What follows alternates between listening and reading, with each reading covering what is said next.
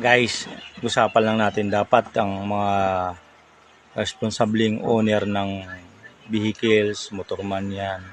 Kahit anong type na sasakyan basta kinakailangan ng driver license. Dapat tayo mga owner, wag po natin hahayaan, papayagan na ipahiram yung mga sasakyan natin, motorman yan, jeep or ano pa man, lalo na yung mga e-trike ngayon. Kahit bata kasi nagdadrive ngayon, guys. Sana ipin natin magiging resulta. Malaking tiwala mo na magaling mo gano'n. Paano yung ibang kasabayan na sa parehas din walang license, nagda-drive at wala pang kaalaman kung ano yung dapat gagawin dyan in case na sa lansangan.